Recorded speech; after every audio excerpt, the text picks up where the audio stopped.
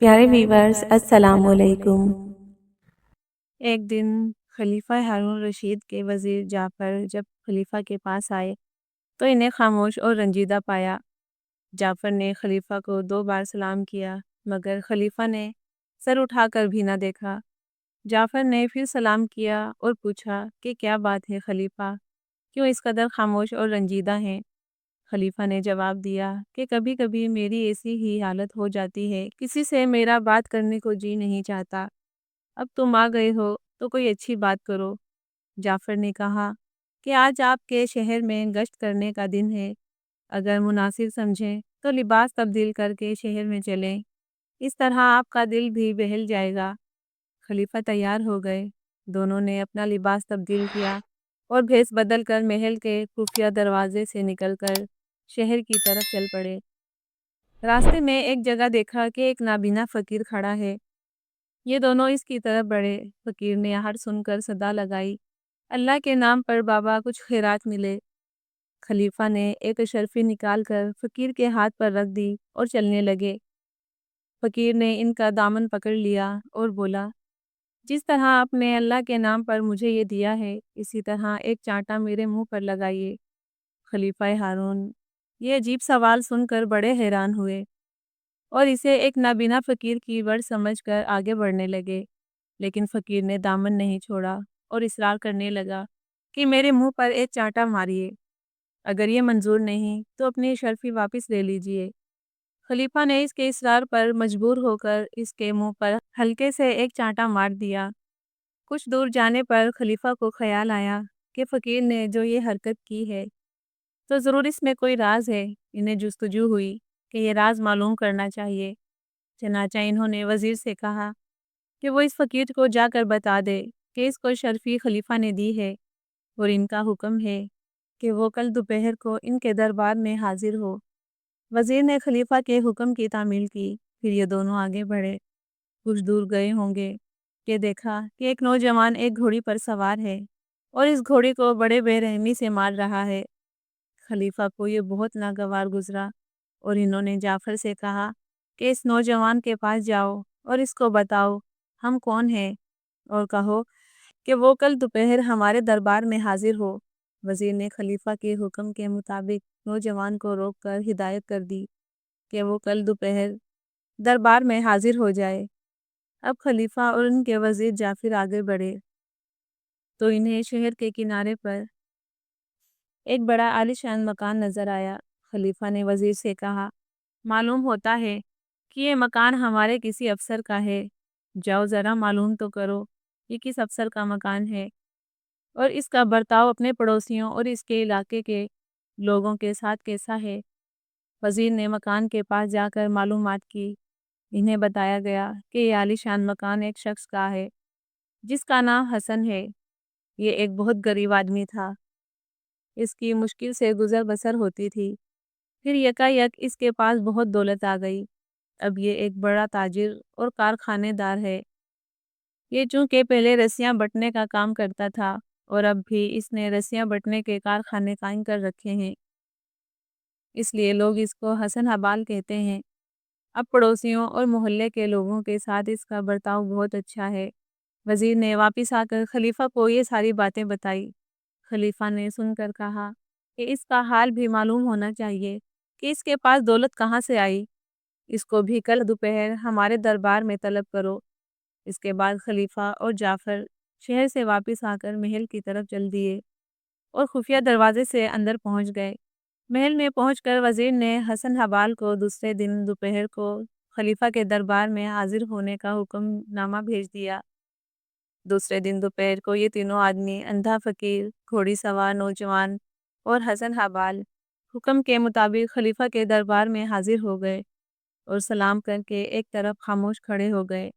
انہیں یہ نہیں معلوم تھا کہ خلیفہ نے انہیں کیوں طلب کیا ہے۔ خلیفہ نے تینوں کو دیکھا اور پھر اندھے فقیر کی طرف متوجہ ہو کر بولے، بھائی تمہارا نام کیا ہے اور تم نے سوال کرنے کے بعد اپنے منہ پر چانٹا کیوں لگوایا، یہ کیا ماجرا ہے؟ فقیر نے ادب سے جواب دیا، جناب عالی، میرا نام عبداللہ ہے اور میں اسی بغداد کا رہنے والا ہوں۔ میرے باپ نے مرتے وقت جو روپیہ پیسہ چھوڑا تھا وہ میں نے فضول خرچی میں بہت جلد اڑا دیا اور تندرست ہو گیا۔ پھر میری بیوی نے مجھے سمجھایا اور میں نے اس کے کہنے پر 2 اونٹ خرید کر بار برداری کا کام شروع کر دیا۔ اللہ نے اس کام میں برکت دی۔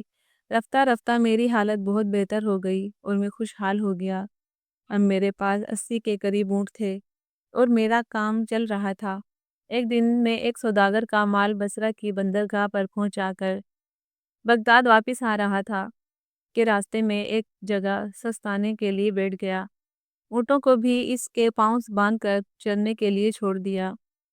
کچھ دیر گزری ہوگی کہ ایک درویش راہ چلتا آیا اور میرے پاس بیٹھ گیا۔ سلام دعا کے بعد ہم آپس میں باتیں کرنے لگے۔ ایک دوسرے سے واقفیت ہو گئی۔ پھر ہم نے ساتھ کھانا کھایا۔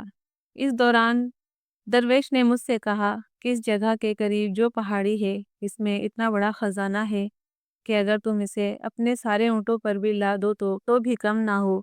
یہ سن کر مجھے لالچ آیا اور میں نے کہا کہ یہ خزانے مجھے دکھائیے۔ درویش نے کہا میں اس شرط پر تمہیں یہ خزانہ دکھا سکتا ہوں کہ تم آدھے اونٹ مجھے دے دو۔ میں نے دل میں سوچا کہ اپنے 80 اونٹوں میں سے 40 اس کو دے دوں تو بھی 40 میرے پاس رہیں گے۔ خزانے سے بھرے یہ 40 اونٹ بھی میری کئی پشتوں کے لیے کافی ہوں گے۔ اتنا بڑا خزانہ 40 اونٹوں کے بدلے مل رہا ہے، یہ سودا برا نہیں۔ چنانچہ یہ سوچ کر میں نے درویش سے کہا کہ مجھے اس کی یہ شرط قبول ہے۔ اس پر درویش نے مجھے کہا کہ میں اونٹوں کو لے کر اس کے پیچھے پیچھے چلوں۔ ہم تھوڑی دور چلے ہوں گے کہ ایک پہاڑی درہ نظر آیا۔ درہ جو کہ بہت تنگ تھا، اس لیے اونٹوں کو ایک قطار میں کر کے میں درویش کے پیچھے پیچھے اس درہ میں داخل ہوا۔ کچھ دور چلنے کے بعد درویش رک گیا اور کہنے لگا کہ ہم خزانے تک پہنچ گئے ہیں، اونٹوں کو یہاں بٹھا دو۔ میں نے اس کے کہنے پر اونٹوں کو بٹھا دیا۔ پھر وہ مجھے لے کر آگے چلا۔ چند قدم چل کر اس نے لکڑیاں جمع کر کے آگ جلائی اور آگ پر کوئی خوشبودار سفوف چھڑک کر کچھ پڑھنے لگا جسے میں سمجھ نہیں سکا۔ چند لمحوں بعد اچانک زمین لرزنے لگی اور ایک جگہ سے پھٹ گئی۔ جس جگہ یہ زمین پھٹی وہاں ایک عالیشان اور دروازہ نظر آیا۔ درویش نے مجھے اشارہ کیا کہ آؤ اور پھر ہم دونوں اس دروازے کے اندر داخل ہو گئے۔ عالیجا میں جب اندر گیا تو میری آنکھیں پھٹی کی پھٹی رہ گئی۔ ہر طرف ہیرے جواہرات اور اشرفیوں کے انبار لگے تھے۔ میں اس کو دیکھتے ہی لالچوں کی طرح جھپٹا اور یہ زر و جواہر اپنے اونٹوں پر لادنا شروع کر دیا۔ جب تمام اونٹ بھر گئے اور ہم واپس جانے کے لیے دروازے سے نکلنے لگے تو درویش نے چاندی کی ایک ڈبیا ایک صندوق سے نکالی اور مجھے دکھا کر اپنی جیب میں رکھ لی۔ اس کے بعد اس نے پھر کچھ پڑھا جس کو میں سمجھ نہیں سکا۔ ہم ابھی دروازے سے نکلے ہی تھے کہ زمین پھر ہلی اور خزانے کا دروازہ خود بخود بند ہو گیا۔ ہم پھر اسی دروازے میں پہنچ گئے جہاں سے گزر کر آئے تھے۔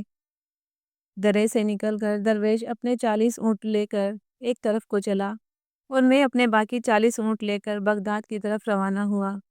اے خلیفہ، میں ابھی چند قدم ہی چلا ہوں گا کہ میرے دل میں خیال آیا کہ بلا وجہ میں نے 40 اونٹ درویش کو دے دیے۔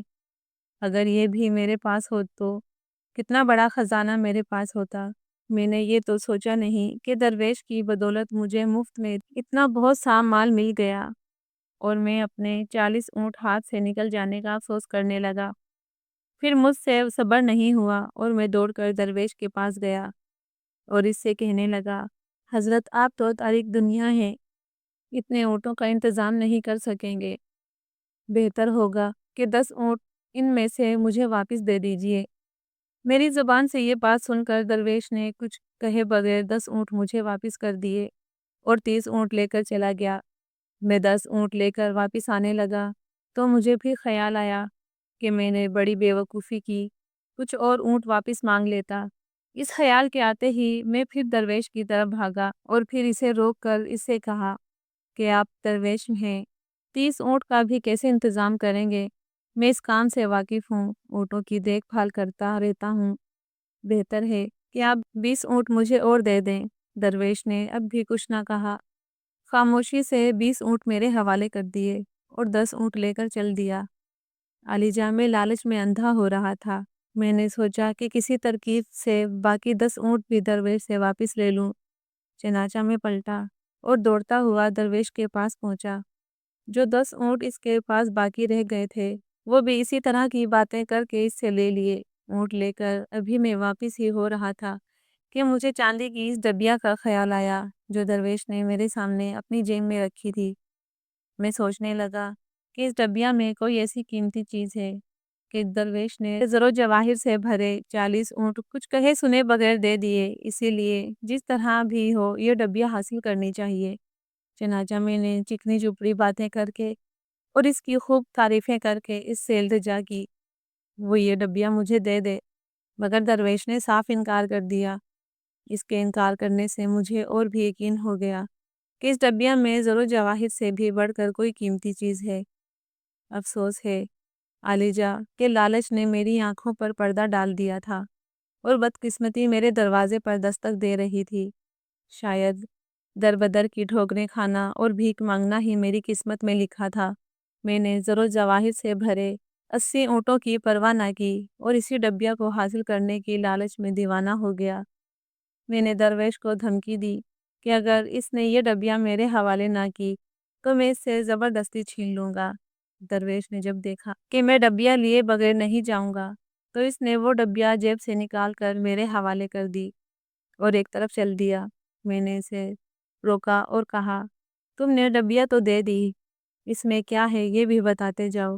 درویش نے جواب دیا کہ اس میں ایک عجیب و غریب قسم کا سرما ہے، اگر اس سرمے کو دائیں آنکھ میں لگاؤ تو زمین میں دفن ساری دنیا کے خزانے نظر آ جاتے ہیں۔ میں یہ سن کر بہت خوش ہوا اور میں نے درویش سے کہا کہ وہ یہ سرما میری دائیں آنکھ میں لگا دے۔ پہلے تو درویش نے انکار کیا، پھر جب میں نے اصرار کیا تو اس نے ڈبیا میں سے سرما دانی نکال کر سرما میری دائیں آنکھ میں لگا دیا۔ سرما لگاتے ہی مجھے زمین میں پوشیدہ خزانے نظر آنے لگے۔ میں نے سوچا کہ ایک آنکھ میں سرما لگانے کی تو یہ تاثیر ہے، اگر دونوں آنکھوں میں یہ سرما لگایا جائے تو نہ جانے کیا کیا پوشیدہ چیزیں نظر آنے لگیں گی۔ چنانچہ میں نے درویش سے کہا کہ وہ میری بائیں آنکھ میں بھی سرما لگا دے۔ میری یہ بات سن کر وہ بولا کہ میں یہ نہیں کروں گا، اس کی تاثیر الٹی ہے، اگر بائیں آنکھ میں تم نے یہ سرما لگوایا تو نقصان اٹھاؤ گے، اندھے ہو جاؤ گے۔ میں نے سوچا کہ درویش جھوٹ بولتا ہے، بھلا ایک چیز ایک ہی وقت میں فائدہ اور نقصان کیسے پہنچا سکتی ہے؟ اس میں ضرور کوئی بڑا فائدہ ہے جو یہ میری دوسری آنکھ میں سرما نہیں لگانے دے رہا۔ میں نے درویش سے اصرار کیا کہ وہ میری بائیں آنکھ میں بھی سرما لگا دے۔ درویش نہیں مانا، میں اصرار کرتا رہا اور وہ انکار۔ آخر کار تنگ آ کر میں نے کہا، اگر اس نے میری بائیں آنکھ میں سرما لگانے سے انکار کیا تو میں اسے مار ڈالوں گا۔ یہ کہہ کر میں اس کی طرف بڑھا تو وہ کہنے لگا، اچھا ٹھیک ہے، اگر تم اس قدر میسر ہو تو میں تمہاری بائیں آنکھ میں بھی سرما لگا دیتا ہوں، مگر اس کا گناہ مجھ پر نہیں ہوگا، تمہیں جو نقصان پہنچے گا اس کے ذمہ دار تم خود ہوگے۔ میں نے کہا، ہاں تم میرے سرما لگا دو۔ درویش نے سلائی لے کر میری بائیں آنکھ میں سرما لگا دیا۔ جو ہی سلائی میری آنکھ سے نکلی میری دنیا تاریک ہو گئی، میں اندھا ہو گیا، میں چیخنے چلانے لگا اور درویش کو پکار پکار کر کہنے لگا کہ تم یہ میرے سارے اونٹ اور خزانہ یہ ڈبیا سب لے لو، میری بینائی مجھے لوٹا دو۔ درویش نے جواب دیا، اے لالچی انسان، افسوس کہ تو نے میری بات نہ مانی اور اس قدر لالچ کیا۔ اب جو مصیبت تجھ پر آئی ہے اس کا کوئی علاج نہیں، تیرے لالچ نے تجھے اندھا کیا ہے، اب ساری زندگی اس کی سزا بھگتتا رہے۔ درویش یہ کہہ کر اور اونٹوں کو ساتھ لے کر وہاں سے چل دیا اور میں روتا پیٹتا رہ گیا۔ اس سے میں نے ہر چند کہا اور فریاد کی کہ وہ اتنی مہربانی تو کر دے کہ مجھے راستے پر لگا دے تاکہ کسی آنے جانے والے قافلے کے ساتھ میں اپنے گھر پہنچ جاؤں، مگر اس نے میری ایک نہ سنی۔ اس کے جانے کے بعد میں کسی نہ کسی طرح گرتا پڑتا ٹھوکریں کھاتا پہاڑی سے نکلا، رات بھر وہیں بھوکا پیاسا پڑا رہا۔ اگلے دن ایک قافلے کا وہاں سے گزر ہوا، انہوں نے ترس کھا کر مجھے بغداد لا کر چھوڑ دیا۔ یہ خلیفہ، بس اسی دن سے میں بھیک مانگ کر گزارا کر رہا ہوں۔ میں نے یہ عہد کر لیا تھا کہ جو مجھے بھیک دے گا اس سے میں یہ کہوں گا کہ خدا کے لیے ایک چانٹا بھی میرے منہ پر مارے کہ مجھے اپنی لالچ کی سزا بھی ملتی رہے۔ آپ نے جب مجھے بھیک دی تو میں نے آپ سے بھی یہی التجا کی، آپ میری خطا معاف کریں۔ خلیفہ نے نابینا فقیر کی کہانی سن کر کہا، واقعی تمہاری کہانی عبرتناک ہے، لالچ کا انجام برا ہی ہوتا ہے۔ خیر اب تم بھیک مانگنا اور چاٹے کھانا چھوڑ دو، تمہیں کافی سزا مل گئی۔ آج سے تمہیں روزانہ شاہی خزانے سے 4 درہم ملتے رہیں گے، جو تمہاری گزر بسر کے لیے کافی ہے۔ اس کے بعد خلیفہ نے گھوڑی پر بے رحمی کرنے والے نوجوان کو طلب کیا۔ نوجوان نے آگے بڑھ کر خلیفہ کو سلام کیا اور خاموش کھڑا ہو گیا۔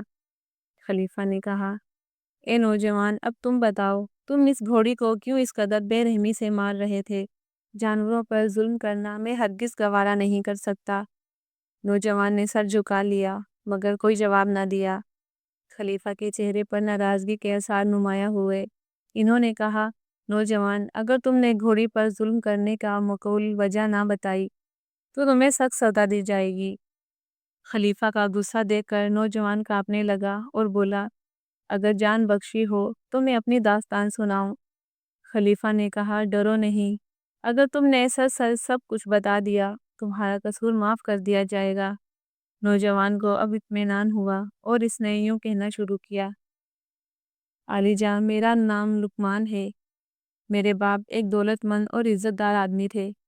کیونکہ میرے باپ کے پاس روپے پیسے کی کمی نہیں تھی، اس لیے بڑے لاڈ پیار سے میری پرورش ہوئی۔ لیکن ابھی میری شادی بھی نہ ہوئی تھی کہ باپ اور ماں دونوں کا سایہ میرے سر سے اٹھ گیا اور میں اکیلا رہ گیا۔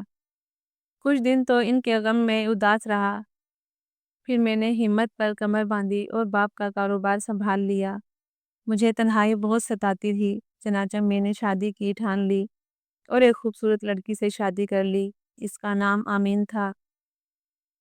نکاح کے بعد جب دلہن گھر میں آئی اور رات کو ہم دونوں کھانا کھانے بیٹھے تو میں اس کے کھانے کے طریقے کو دیکھ کر حیران رہ گیا۔ دسترخوان پر طرح طرح کے مزیدار کھانے تھے، لیکن اس نے کسی کھانے کو شوق سے نہیں کھایا، بس چاندی کے ایک کانٹے کے ذریعے چند ٹکڑے منہ میں ڈال لیے۔ مجھے اس پر تعجب تو ہوا، لیکن میں نے سوچا کہ ابھی اس کا بیاہ ہوا ہے، شرم کے مارے کھانا نہیں کھا رہی۔ لیکن جب کئی دن تک اس کا یہی انداز رہا تو مجھے فکر ہوئی کہ یہ کھانا کیوں نہیں کھاتی، اگر کھائے گی نہیں تو زندہ کیسے رہے گی۔ یہ سوچ کر میں اس کی حرکت پر نظر رکھنے لگا۔ ایک دن ایسا ہوا کہ ہم دونوں سو رہے تھے، آدھی رات کو میری بیوی بستر سے اٹھی، میری بھی آنکھ کھل گئی، لیکن میں یہ دیکھنے کے لیے کہ یہ کیا کرتی ہے چپ چاپ بستر پر اسی طرح پڑا رہا جیسے گہری نیند سو رہا ہوں۔ میری بیوی نے اٹھ کر عمدہ لباس پہنا اور آہستہ سے دروازہ کھول کر باہر نکل گئی۔ میں لپک کر بستر سے اٹھا اور یہ دیکھنے کے لیے کہ یہ کہاں جاتی ہے چھپتا چھپاتا اس کے پیچھے چل پڑا۔ مجھے خیال آیا کہ غالباً اس کی کسی سے دوستی ہے اور یہ وہیں جاتی ہے اور اس کے ساتھ کھانا کھاتی ہے۔ اب چونکہ مجھ سے شادی ہو گئی ہے اس لیے بدنامی کے ڈر سے دن میں اس سے نہیں ملتی۔ میں اسی طرح کے خیالات میں گم اس کے پیچھے چلتا رہا، یہاں تک کہ ایک قبرستان آ گیا۔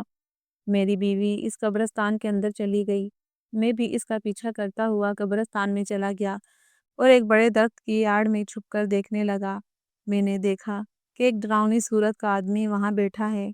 میری بیوی کو دیکھ کر وہ اٹھا، دونوں ایک دوسرے سے ملے اور پھر پاس بیٹھ کر باتیں کرنے لگے۔ میں چونکہ دور تھا اس لیے ان کی باتیں نہ سن سکا، لیکن لگ رہا تھا جیسے ان دونوں میں بڑی دوستی ہے۔ مجھے ان کو اس طرح ایک دوسرے سے باتیں کرتے دیکھ کر بہت غصہ آیا اور اس آدمی سے خوف بھی آیا، لیکن میں چھپا کھڑا خاموشی سے دیکھتا رہا۔ کچھ دیر بعد انہوں نے ایک قبر کھود کر ایک مردہ نکالا اور دونوں بیٹھ کر اس کا گوشت نوچ نوچ کر کھانے لگے۔ یہ منظر دیکھ کر میرا خون خشک ہو گیا۔ کھانا چکھنے کے بعد انہوں نے مردے کی ہڈیاں اسی قبر میں دفن کر دی۔ اس کے بعد میری بیوی وہاں سے چل دی۔ میں اس کے آگے آگے تیزی سے قدم بڑھاتا ہوا گھر پہنچ گیا اور دروازہ کھلا چھوڑ دیا اور جلدی سے اندر آ کر بستر پر لیٹ کر سوتا بن گیا۔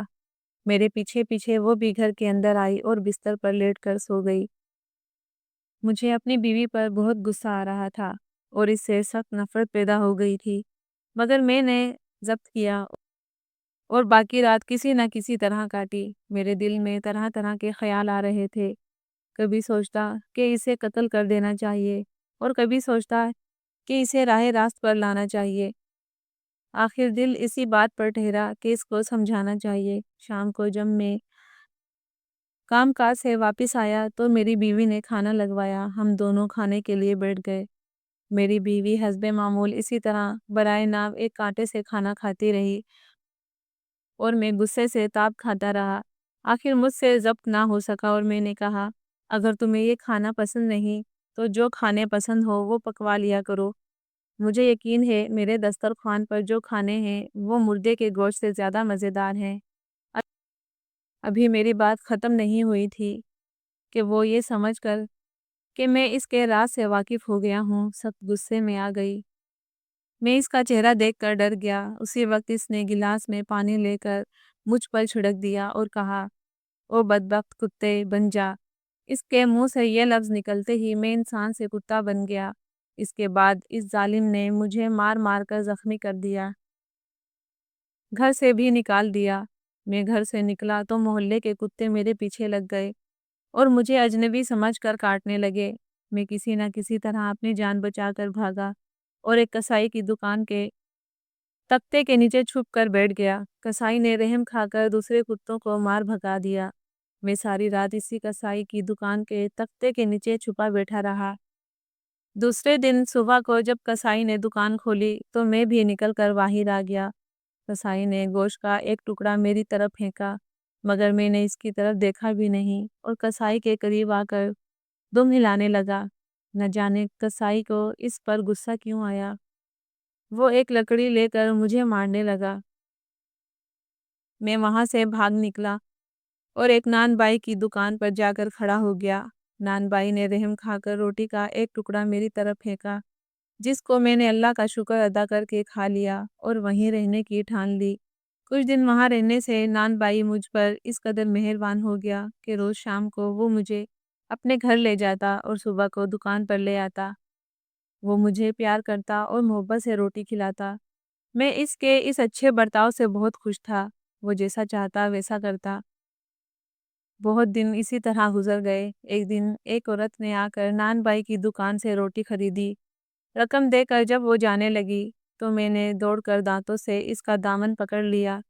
سب لوگ حیران ہوئے۔ عورت نے دامن چھڑانے کی کوشش کی مگر میں نے نہیں چھوڑا۔ جو رقم اس نے دی تھی وہ نان بائی کے ہاتھ میں تھی۔ جب اس نے مجھے اپنی طرف بلایا تو میں نے اچک کر رقم اس کے ہاتھ سے لے لی۔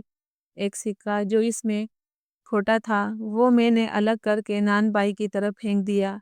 جب نان بائی نے اسے دیکھا تو عورت سے کہا کہ یہ سکہ کھوٹا ہے اس لیے میرے کتے نے تمہارا دامن پکڑ لیا۔ عورت کہنے لگی کہ نہیں، یہ کھوٹا نہیں ہے۔ نان بائی بولا، میرا کتا کھرے اور کھوٹے کی پہچان رکھتا ہے۔ اگر یقین نہ ہو تو دوسرے سکوں میں اس سکے کو ملا کر کتے کے سامنے پھینکو۔ چنانچہ عورت نے ایسا ہی کیا۔ میں نے پھر کھوٹے سکے کو نکال کر الگ ڈال دیا۔ سب لوگوں نے یہ تماشا دیکھا۔ میرا مالک بہت خوش ہوا اور پھر یہ بات سارے شہر میں پھیل گئی کہ فلاں نان بائی کے پاس ایک کتا ہے جو کھرے اور کھوٹے سکے کی پہچان رکھ سکتا ہے۔ ہر طرف سے لوگ میرا امتحان لینے کے لیے آنے لگے۔ میں ہمیشہ کھوٹے سکے کو الگ کر دیتا۔ اب تو میری بڑی شہرت ہو گئی اور اس کے ساتھ ساتھ نان بائی کی دکان بھی چمک اٹھی۔ لوگ دور دور سے یہاں آنے لگے۔ ہر وقت دکان پر رونق لگی رہتی۔ ایک دن ایک عورت اس دکان پر آئی اور ایک کھوٹا سکہ دوسرے سکوں میں ملا کر نان بائی کو دے دیا۔ نان بائی نے پرکھنے کے لیے رقم میرے سامنے ڈال دی۔ میں نے کھوٹا سکہ الگ کر دیا۔ عورت نے یہ دیکھ کر کہا، واقعی تو سچا ہے۔ پھر نان بائی کی آنکھ بچا کر مجھے اشارہ کیا کہ میرے ساتھ آ۔ میں اس کا اشارہ سمجھ گیا اور اس عورت کے جانے کے بعد اس کے پیچھے پیچھے چل دیا۔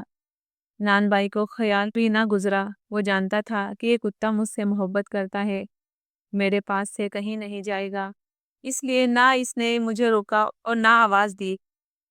اس سے پہلے بھی میں ادھر ادھر چلا جاتا تھا۔ خیر میں اس عورت کے جس نے مجھے اشارہ کیا تھا پیچھے پیچھے چلتے چلتے وہ ایک گھر میں داخل ہوئی۔ میں بھی اندر چلا گیا۔ وہاں ایک نوجوان خوبصورت لڑکی بیٹھی ہوئی تھی۔ عورت نے میری طرف اشارہ کر کے اس سے کہا، بیٹی یہ وہ کتا ہے جو کھرے اور کھوٹے سکوں کو شناخت کرتا ہے۔ لڑکی یہ سن کر میری طرف غور سے دیکھا اور کہا کہ میں ابھی سب کچھ بتا دیتی ہوں۔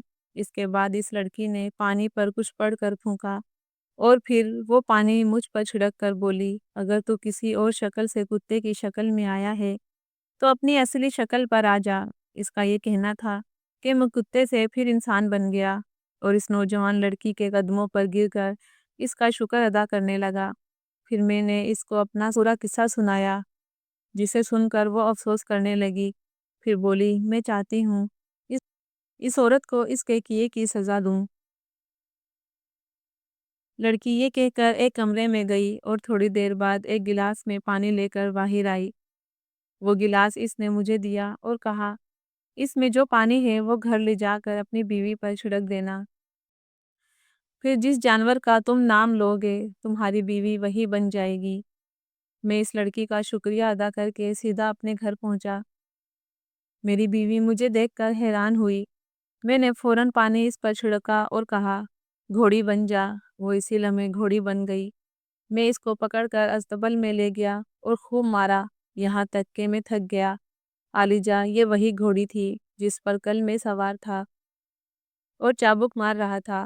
میرا یہ سلوک محض سزا کے طور پر ہے، میں ظالم آدمی نہیں ہوں۔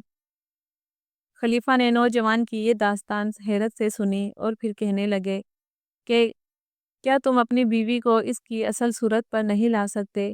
نوجوان نے کہا، عالیجا یہ اپنی شکل میں آئے گی تو پھر فساد برپا کرے گی۔ اس کی سزا یہی ہے کہ یہ گھوڑی ہی رہے۔ گھوڑی کا مالک نوجوان اپنی داستان جب سنا چکا تو خلیفہ نے حسن حبال کو اشارہ کیا اور کہا کہ وہ بتائے اس نے اتنا مال کہاں سے حاصل کیا۔ حسن حبال آگے بڑھا اور یوں اپنی کہانی شروع کی، عالیجا میرا نام حسن ہے اور میں اس شہر بغداد میں رسی بٹنے کا کام کرتا تھا۔ صبح سے شام تک سخت محنت کرنے کے باوجود مشکل سے اپنی بیوی بچوں کا پیٹ بھرنے کے قابل روزی نصیب ہوئی تھی۔ ایک عرصے تک اسی طرح غربت اور افلاس میں دیانتداری سے زندگی بسر کرتا رہا۔ بے ایمانی اور جھوٹ میرے نزدیک دنیا کے تمام گناہوں سے بڑھ کر گناہ تھا۔ میری یہی بات شاید اللہ کو پسند آئی اور اس نے دو اشخاص جن کو میں جانتا تک نہ تھا میری مدد پر آمادہ کیا۔ بعد میں یہ دونوں میرے بھی دوست بن گئے۔ اللہ کے فضل سے زندہ سلامت ہیں اور میری کہانی کے گواہ ہیں۔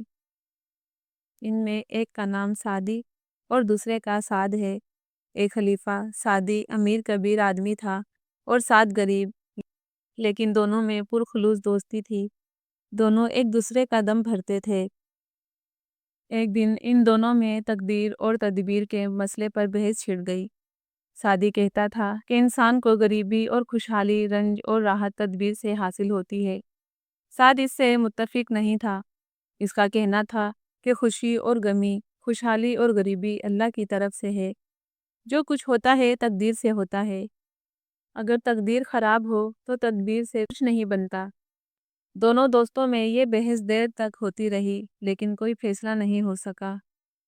آخرکار انہوں نے کہا، چلو آزما کر دیکھتے ہیں اور اس طرح کے ایک غریب آدمی کو کچھ رقم دے دی جائے اور دیکھا جائے کہ وہ اس رقم سے کہاں تک اپنی حالت بہتر بنا سکتا ہے اور اپنی تدبیر سے کس قدر خوشحال ہو سکتا ہے۔ یہ فیصلہ کر کے دونوں ایک ایسے غریب آدمی کی تلاش میں نکلے جو محنتی ہو۔ بہت تلاش کے بعد انہوں نے میرا انتخاب کیا۔ ایک دن دونوں میرے پاس آئے۔ سلام دعا کے بعد انہوں نے مجھ سے میرا حال پوچھا۔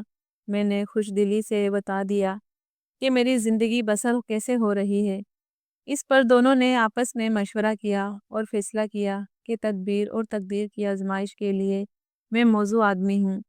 یہ فیصلہ کرنے کے بعد جو تدبیر کا قائل تھا مجھ سے کہا، حسن اگر میں تمہیں 200 شرفیاں کاروبار کرنے کے لیے دوں تو کیا تم اس رقم سے اپنا کاروبار اتنا بڑھا لوگے کہ تم آسودہ حال ہو جاؤ؟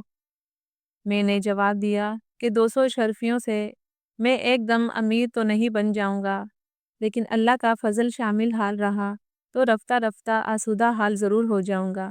میرا یہ جواب سن کر سعدی نے 200 شرفیاں مجھے دی اور کہا، کہ یہ تم کو اللہ کے نام پر تمہارے مانگے بغیر دے رہا ہوں، اور ان کو احتیاط سے خرچ کر کے تم اپنا کاروبار بڑھاؤ۔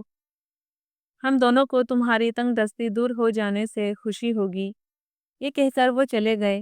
میں ان دونوں کا دل ہی دل میں شکر ادا کر کے سوچنے لگا کہ ان کی دی ہوئی رقم کو اپنے کاروبار میں کس طرح لگاؤں کہ نفع بخش ہو۔ چند گھنٹوں کی سوچ وچار کے بعد میں نے فیصلہ کر لیا کہ مجھے ان اشرفیوں کا کیا کرنا ہے۔ میں نے 190 اشرفیاں ایک تھیلی میں باندھ کر اپنی پگڑی میں باندھ لی اور 10 اشرفیاں جیب میں رکھ کر بازار گیا۔ اس سے میں نے رسیاں بٹنے کے لیے سن خریدا اور گھر کی طرف چلا۔ راستے میں ایک کسائی کی دکان پر گوشت دیکھ کر میرا جی للچایا، کیونکہ بہت دنوں سے ہم نے گوشت نہیں کھایا تھا۔ چنانچہ میں نے مزدوروں کو جو سن اٹھائے ہوئے تھے گھر بھیج دیا اور میں خود گوشت خریدنے کسائی کی دکان پر چلا گیا۔ گوشت خرید کر جب میں اپنے گھر کے قریب پہنچا تو ایک چیل نے میرے ہاتھ میں گوشت دیکھ کر جھپٹا مارا۔ اسی جھپٹنے میں میری پگڑی کھل گئی۔ چونکہ گوشت چیل کے پنجے میں نہیں آیا تھا، اس لیے وہ دوبارہ جھپٹی۔ گوشت تو اب بھی ہاتھ میں نہ آیا، لیکن میری پگڑی اس کے پنجوں میں الجھ گئی، اسے لے کر اڑ گئی اور میں دیکھتا کا دیکھتا رہ گیا۔ میں اس کے پیچھے بھاگا، لیکن وہ نہ جانے اڑ کر کس طرف چلی گئی۔ آخر تھک ہار کر اور اشرفیاں گوا کر میں ننگے سر گھر پہنچا۔ مجھے اشرفیوں کے جانے کا افسوس تو تھا، لیکن اس سے زیادہ یہ پریشانی تھی۔ اگر سعدی نے آ کر پوچھا کہ تم نے اشرفیوں کا کیا کیا تو میں اس کو کیا جواب دوں گا؟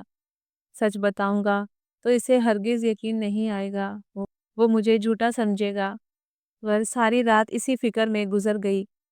میری بیوی نے جب مجھے فکر مند دیکھ کر پوچھا کہ کیا بات ہے، میں اتنا پریشان کیوں ہوں، تو مجھے اس کو اشرفیوں کو اس طرح چلے جانے کا قصہ سنانا پڑا۔ وہ بھی رونے لگی۔ میں نے اس کو سمجھایا کہ قسمت میں جو لکھا ہے وہ پورا ہوتا ہے۔ ہماری قسمت میں غریبی لکھی ہے تو ایک شادی کیا، لاکھ شادی بھی ہمیں دولت مند نہیں بنا سکتے۔ خیر چند دنوں تک تو اشرفیوں کا غم رہا، پھر اپنے کام میں لگ گیا۔ سارا دن محنت کرتا اور جو مزدوری ملتی اس سے گزر بسر کرتا۔ کچھ عرصے بعد وہی دونوں دوست یعنی سعدی اور سعد میرے پاس آئے اور مجھے اس طرح غریبی کی حالت میں دیکھ کر مجھ سے پوچھنے لگے کہ تمہارا کیا حال ہے اور جو اشرفیاں تمہیں دی گئی تھی ان کا کیا ہوا؟ تم نے اس سے کوئی فائدہ نہ اٹھایا۔ میں نے شرمندگی سے سر جھکا لیا اور پھر کہنے لگا کہ آپ کو شاید میری بات پر یقین نہ آئے، مگر حقیقت یہی ہے جو میں بیان کر رہا ہوں۔ پھر میں نے ان کو چیل کے پگڑی اور اس میں بندھی ہوئی اشرفیوں کے چھپٹا مار کر لے جانے کا واقعہ سنایا۔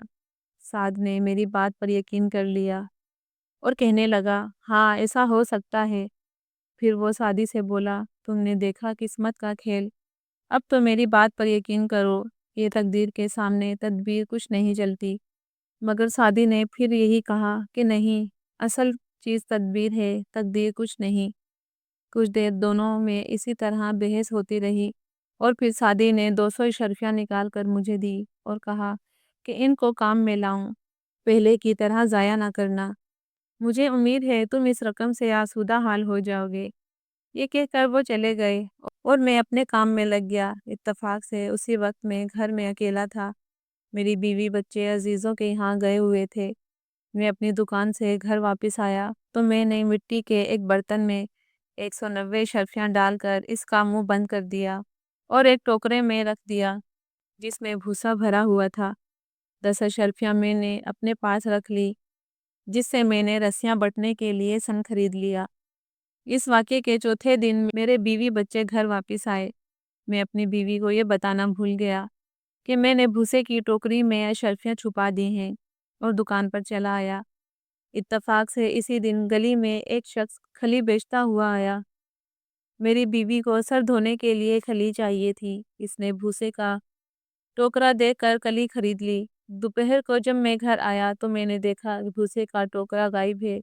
ٹوکرے کو دیکھ کر مجھے اشرفیاں یاد آئی جو میں نے بھوسے میں چھپا دی تھی۔ میں نے بیوی سے پوچھا کہ بھوسے کی ٹوکریاں کہاں ہیں، تو اس نے بتایا کہ وہ تو اس نے پھیری والے کو دے کر سر دھونے کے لیے کھلی خرید لی۔ بیوی کی زبان سے یہ سنتے ہی میری جان نکل گئی اور میں نے کہا تم نے مجھے تباہ کر دیا۔ جب میری بیوی کو بھوسے کی ٹوکری میں اشرفیوں کے چلے جانے کا علم ہوا تو وہ بھی رونے پیٹنے لگی، مگر اب کیا ہو سکتا تھا؟ ناچار تنبا تقدیر صبر کیا۔ مجھے رہ رہ کر یہ خیال بے چین کر رہا تھا کہ اگر سعدی نے آ کر پوچھا تو میں کیا جواب دوں گا۔ اب تو وہ یقیناً مجھے جھوٹا اور احمق سمجھیں گے۔ اشرفیوں کے جانے کے افسوس اور اپنے جھوٹا بننے کے خیال نے مجھے بھی مار ڈال دیا اور میری مالی حالت اور خراب ہو گئی۔ آخر ایک دن اسی مایوسی اور پریشانی کے عالم میں وہ دونوں دوست سعدی اور سعد آ گئے۔ میں نے انہیں آتے دیکھا تو میرا بس نہ چلا کہ کس طرح ان کی نظروں سے اوجھل ہو جاؤں، مگر وہ مجھے دیکھ چکے تھے۔ ناچار میں نے انہیں سلام کیا اور انہوں نے میرا حال پوچھا۔ میں شرم سے کچھ نہ کہہ سکا۔ جب انہوں نے اصرار کیا تو میں نے ان کی دی ہوئی اشرفیوں کے دوبارہ کھو جانے کا قصہ سنایا اور اپنی شرمندگی کا اظہار کیا۔ سعدی کو سن کر افسوس ہوا، مگر انہوں نے کہا کہ کوئی فکر کی بات نہیں، اشرفیاں تمہیں قرض نہیں دی گئی تھی کہ ان کی ادائیگی کی تمہیں پریشانی ہو، وہ تمہیں محض اللہ کے واسطے دی گئی تھی تاکہ تم ان کو استعمال کر کے اپنے حالت درست کر لو۔ مجھے تمہارے حال پر افسوس ضرور ہے، بہرحال جو ہوا سو ہوا۔ یہ کہہ کر وہ جانے ہی والے تھے کہ سعد نے اپنی جیب سے ایک درم نکال کر مجھے دیا اور کہا کہ اس کو اپنے پاس رکھوں۔ اللہ تعالیٰ اس درہم کے ذریعے تمہیں بہت جلد دولت مند کر دے گا۔ سعدی اپنے دوست کی اس بات پر خوب ہنسا اور کہنے لگا کہ جب 400 اشرفیاں اس کا سودہ حل نہ بنا سکی تو ایک پیسے کے برابر اس ایک درہم کی کیا حقیقت ہے۔ مجھے ان کی باتیں سن کر بڑی شرمندگی محسوس ہو رہی تھی، لیکن سعد نے کہا تم سعدی کے مذاق اڑانے کی پرواہ نہ کرو، انشاءاللہ یہ درہم تمہیں بہت جلد امیر بنا دے گا، اس کو رکھ لو۔ میں نے سعد کے اصرار پر درہم لے کر جیب میں رکھ لیا۔ دن بھر کام کر کے جب میں رات کو گھر پہنچا وہ درہم میری جیب سے گر پڑا۔ میں نے اس کو اٹھا کر ایک طاق پر رکھ دیا۔ اس بات کو تو ایک دن گزرے ہوں گے، میرے پڑوس میں جو ماہی گیر رہتا تھا اس کی بیوی میرے ہاں آئی اور میری بیوی سے کہنے لگی کہ ہماری مچھلیاں پکڑنے کا جال ٹوٹ گیا ہے اور اسے ٹھیک کرانے کے لیے سوت لانا ہے، اگر ایک درہم ہو تو دے دو۔ محلے میں ہر جگہ پوچھ آئی ہوں، کہیں سے بھی ایک درہم نہیں ملا۔ میری بیوی نے وہ درہم جو سعد نے مجھے دیا تھا اور میں نے طاق میں ڈال دیا تھا اٹھا کر ماہی گیر کی بیوی کو دے دیا۔ وہ چلی گئی۔ دوسرے دن صبح صبح وہ آئی اور کہنے لگی کہ میرے میاں نے تمہارا بہت شکریہ ادا کیا ہے اور کہا ہے کہ اگر یہ درہم نہ ملتا تو میں جال ٹھیک نہ کرا سکتا اور آج ہم بھوکے رہتے۔ اب میں مچھلیاں پکڑنے جا رہا ہوں اور میرا وعدہ ہے کہ جو پہلی مچھلی میرے جال میں آ جائے گی وہ تمہیں دوں گا۔ دوپہر کو ماہی گیر کی بیوی میں ہماری پڑوسن پھر آئی۔ اس کے ہاتھ میں ایک مچھلی تھی۔ میری بیوی کو وہ مچھلی دے کر کہنے لگی جال ڈالنے پر پہلی بار مچھلی آئی ہے اور یہ میرے میاں نے تمہیں بھیجی ہے۔ میری بیوی نے مچھلی لینے سے انکار کیا اور کہا کہ اس کی کیا ضرورت ہے، مگر ماہی گیر کی بیوی نے اصرار کیا اور وہ مچھلی دے کر چلی گئی۔ جب میری بیوی مچھلی کو صاف کرنے بیٹھی اور اس نے اس کا پیٹ چاک کیا تو اس میں سے شیشے کا ایک ٹکڑا نکلا۔ یہ اس نے بچوں کو کھیلنے کے لیے دے دیا۔ بچے اس سے کھیلتے رہے۔ رات کو جب ہم دسترخوان کھانے کے لیے بیٹھے تو میرے بڑے لڑکے نے شیشے کے اس ٹکڑے کو چپکے سے اندھیرے میں ایک طرف رکھ دیا۔ وہ چمکنے لگا۔ اس کی چمک دمک دیکھ کر دوسرا لڑکا اس کی طرف لپکا اور اسے اٹھا لیا۔ دونوں نے ایک دوسرے سے لینا چاہا۔ اب دونوں میں چھینا جھپٹی اور دنگا فساد شروع ہو گیا۔ بڑا لڑکا اسے لے کر اندھیری کوٹھری میں گھس گیا۔ اس شیشے کے ٹکڑے کی چمک سے کوٹھری میں روشنی ہو گئی۔ دوسرے لڑکے بھی شور کرتے ہوئے کوٹھری میں گھس گئے۔ میں پریشان ہو کر انہیں ڈانٹنے کے لیے کوٹھری میں گیا تو شیشے کے ٹکڑے کو یوں چمکتا دیکھا، دیکھ کر حیران رہ گیا۔ باہر لا کر دیکھا تو چراغ کی روشنی اس کے سامنے ماند تھی۔ میں نے چراغ گل کر دیا تو بھی مکان میں روشنی رہی۔ میں نے کہا چلو، سعد کے درہم سے اتنا فائدہ تو ہوا کہ چراغ جلانے کے لیے تیل کے پیسے بچ گئے۔ شیشے کے اس ٹکڑے کو لینے کے لیے میرے لڑکوں میں چھینا چھپٹی ہوئی اور جو شور مچا اس سے پڑوسیوں کو فکر ہوئی کہ نہ جانے کیا معاملہ ہے۔ دوسرے دن صبح جب میں کام پر چلا آیا تو ہمارے ہمسائے میں ایک جو یہودی جوہری رہتا تھا، اس کی بیوی گھر میں آئی اور پوچھنے لگی خیریت تو ہے؟ تمہارے گھر میں یہ کیسا شور شرابہ تھا؟ میری بیوی نے کہا کچھ نہیں، شیشے کے ایک چمکدار ٹکڑے پر یہ سب آپس میں لڑ رہے تھے۔ جوہری کی بیوی نے کہا وہ کیسا شیشے کا ٹکڑا ہے، ذرا دکھاؤ تو۔ میری بیوی نے وہ لا کر اسے دکھایا۔ جوہری کی بیوی اسے دیکھتے ہی حیران ہو گئی اور بولی لاؤ یہ مجھے دے دو، میں اسے خرید لیتی ہوں۔ اس پر میرے لڑکوں نے شور مچایا کہ نہیں، ہم اسے نہیں بیچیں گے۔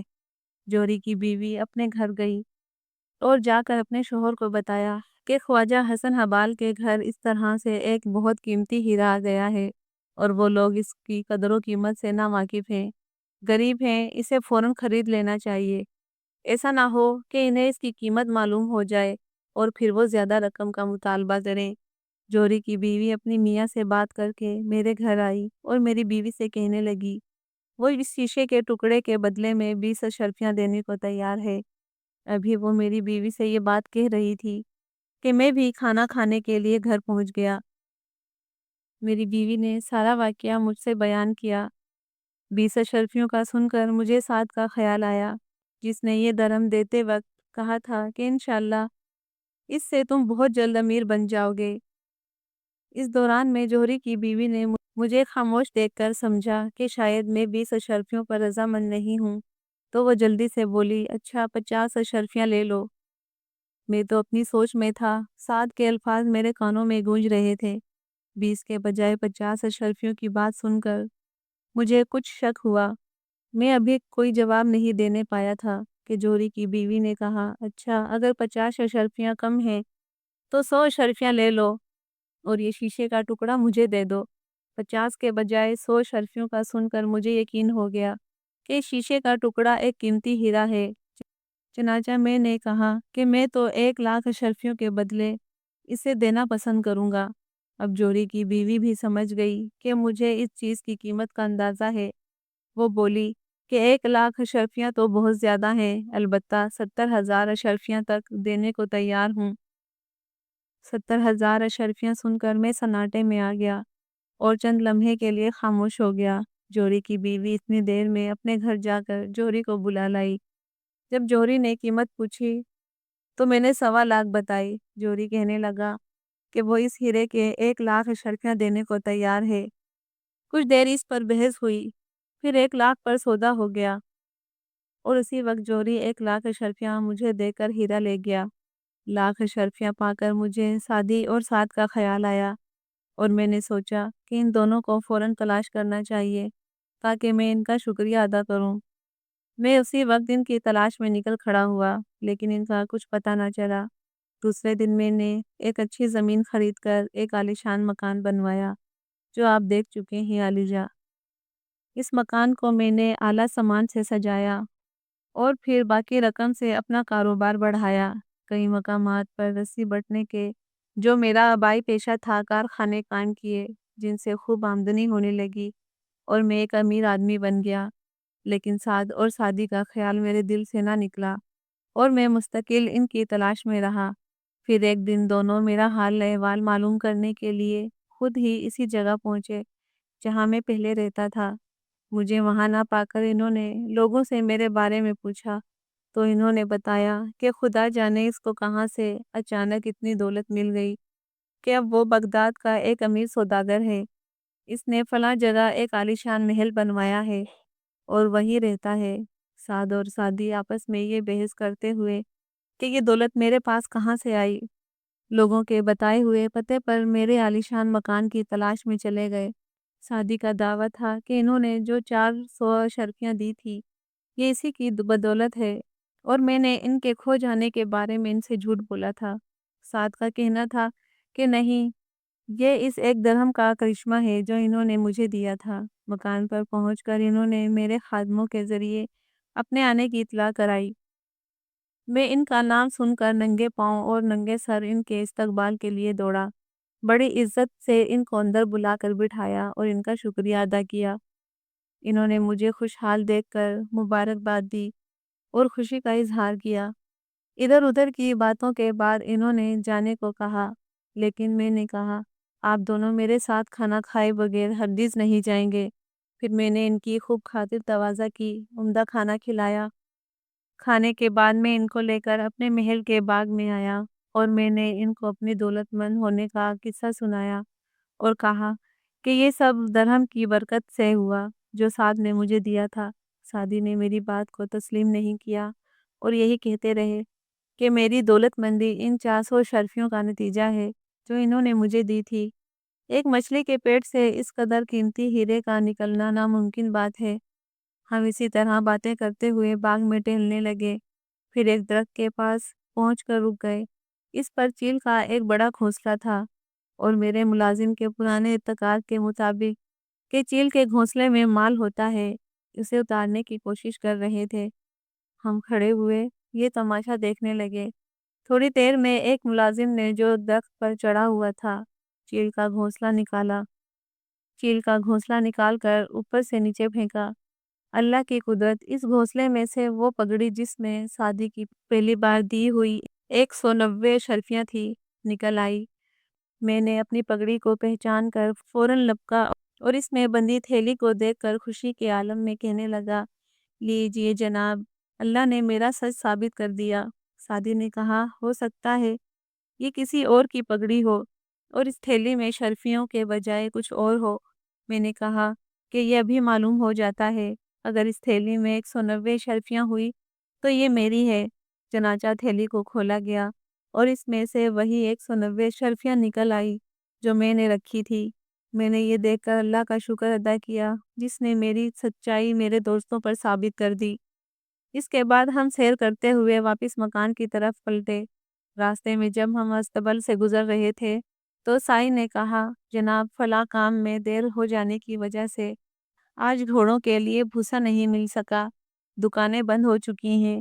میں نے کہا، بے زبان جانوروں کو بھوکا رکھنا اچھا نہیں، جہاں سے ملے اور جس قیمت پر بھی ملے بھوسا لے کر آؤ۔